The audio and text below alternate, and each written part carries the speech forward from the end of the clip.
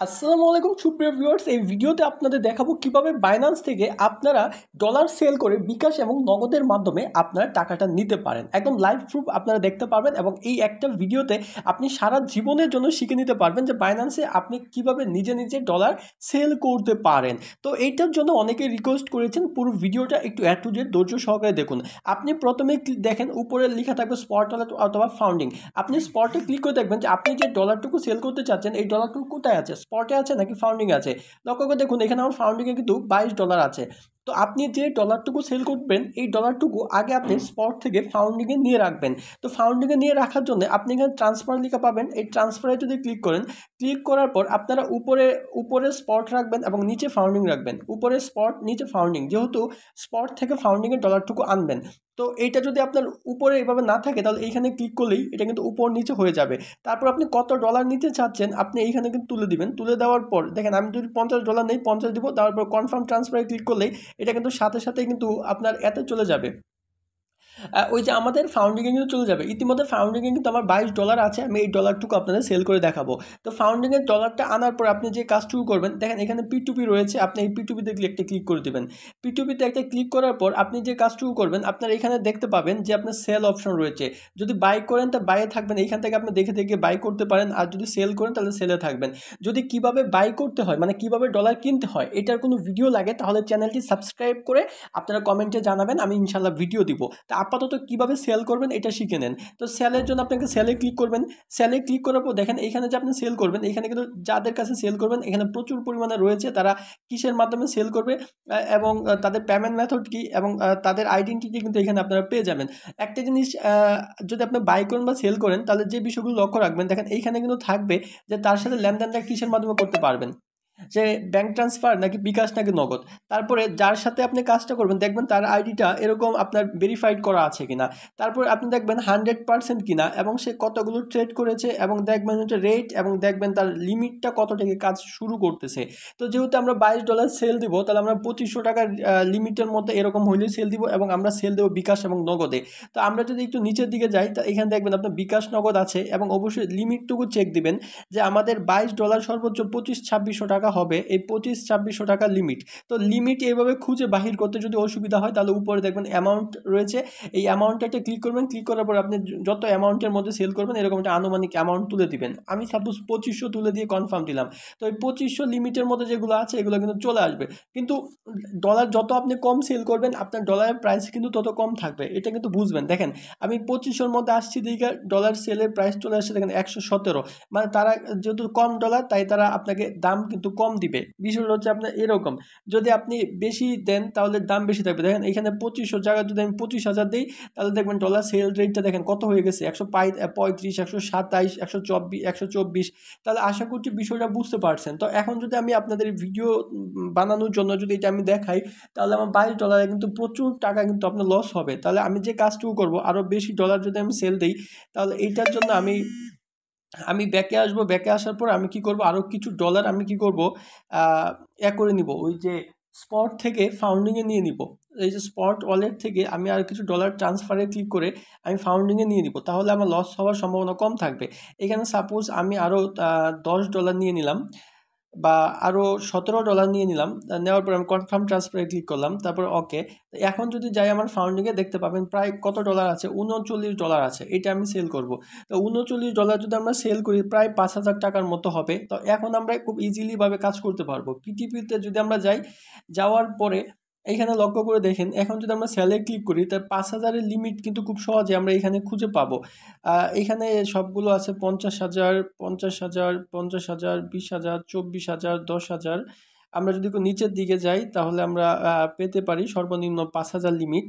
আমি আপনাকে দেখাচ্ছি যে 5,000 লিমিটটা আপনারা কীভাবে বুঝবেন। আমি একটু খুঁজতেছি, এই সবগুলো হচ্ছে 10,000-এর।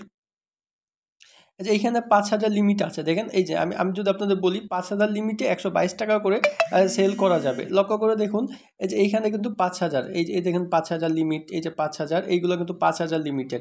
তো 122 করে কিন্তু সেল করতে হবে, কথা বুঝতে পারছেন? তো এই বিষয়টা হচ্ছে এখন আমি কিভাবে সেল করব এটা দেখেন।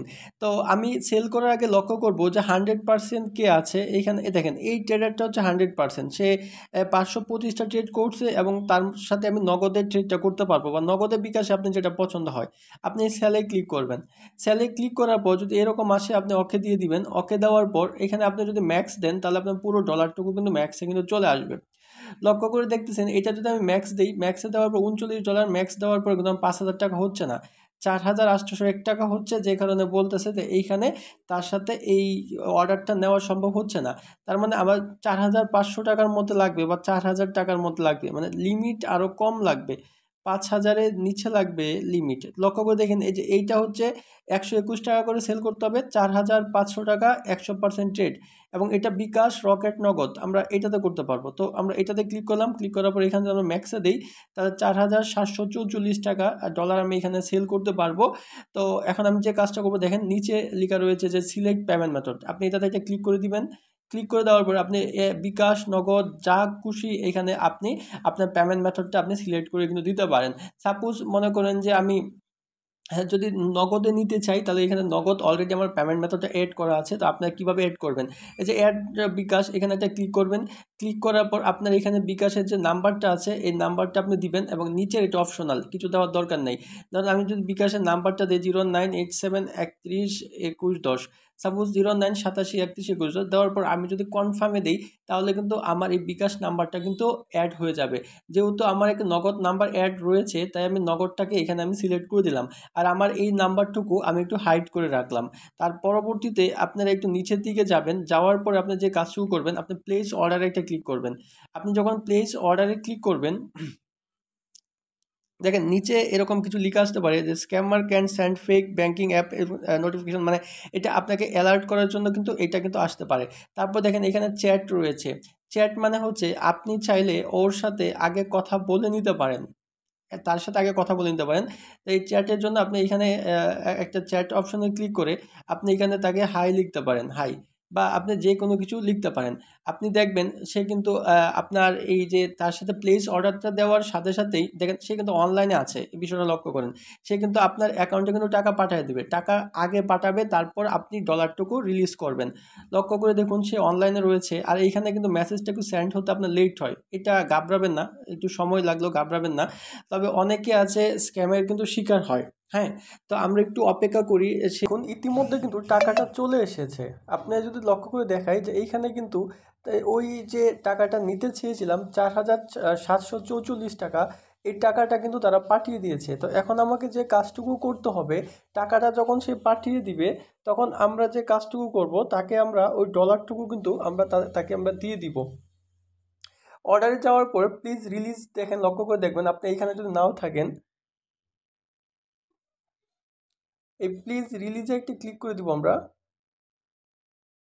ক্লিক করার পর দেখেন আপনি এই জায়গায় থাকার পর দেখেন ভেরিফাই ইউর পেমেন্ট, যখন আপনাকে তারা টাকাটি পাঠিয়ে দিবে, পাঠিয়ে দেওয়ার পর আপনি যে কাজটুকু করবেন আপনার এই যে ডলারটা আপনি রিলিজ করে দেবেন। রিলিজ করে দেবেন, দেখেন এই যে পেমেন্ট রিসিভারটি ক্লিক করবেন। ক্লিক করার পর আপনার কাছ থেকে কিন্তু তখন ডলারটা তার কাছে কিন্তু পৌঁছে যাবে। এই দেখেন পেমেন্ট রিসিভে আমি একটা ক্লিক করলাম।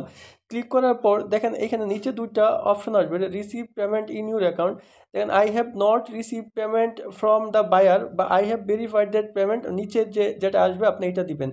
দেওয়ার পরে আপনি কনফার্ম রিলিজে একটি ক্লিক করে দিবেন। কনফার্ম রিলিজে ক্লিক করে দেওয়ার পর আপনার কাছ থেকে যে ডলারটুকু আপনার এতে ছিল, ফাউন্ডিংয়ে ছিল, এই ডলারটুকু কিন্তু চলে যাবে।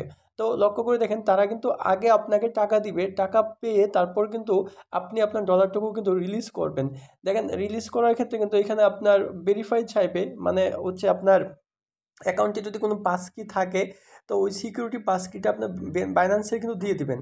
তারপরে কিন্তু আপনার অর্ডারটা কিন্তু চলে গেছে। তারপরে এখানে অবশ্যই অর্ডারটা যদি ঠিকঠাকভাবে হয়ে থাকে তাহলে এখানে দেখবেন পজিটিভ লেখা আছে, আপনি একটু পজিটিভে ক্লিক করে দিবেন। ক্লিক করে দেওয়ার পর লিভ কমেন্টে ক্লিক করবেন, তার মানে তাকে একটা পজিটিভ রিভিউ আপনি দিয়ে দিবেন। পজিটিভ রিভিউ দেওয়ার পর আপনি যে কাজটুকু করবেন আপনি ব্যাকে চলে আসবেন। ব্যাকে চলে আসার পর এখন যদি আপনি আপনার ফাউন্ডিংয়ে যদি যান তাহলে আপনি দেখবেন যে আপনার ফাউন্ডিংয়ে কিন্তু ওই ডলারটুকু কিন্তু আর নাই। আমি যদি একটু রিফ্রেশ করি তাহলে দেখবেন এই ফাউন্ডিংয়ের ডলারটুকু নাই, আপাতত স্পটে যান, স্পটের ডলারটুকু কিন্তু রয়ে গেছে। তার মানে ফাউন্ডিংয়ের ডলারটুকু আপনি রিলিজ করার সাথে সাথে কিন্তু চলে গিয়েছে। আশা করছি আপনি এই ব্যাপারটি বুঝতে পেরেছেন এবং কিভাবে আপনারা বাইন্যান্সে আপনাদের ডলারটুকু সেল করতে পারেন। যদি আমাদের ভিডিওটি ভালো লেগে থাকে তাহলে অবশ্যই ভিডিওটি দেখে একটি ভালো কমেন্টস এবং চ্যানেলটি সাবস্ক্রাইব করে রাখবেন, এবং নিত্য নতুন সকল আপডেট পেতে আমাদের টেলিগ্রাম চ্যানেলে জয়েন থাকবেন। অবশ্যই টেলিগ্রাম চ্যানেল ভিডিও ডেসক্রিপশন বক্সে পেয়ে যাবেন। ধন্যবাদ।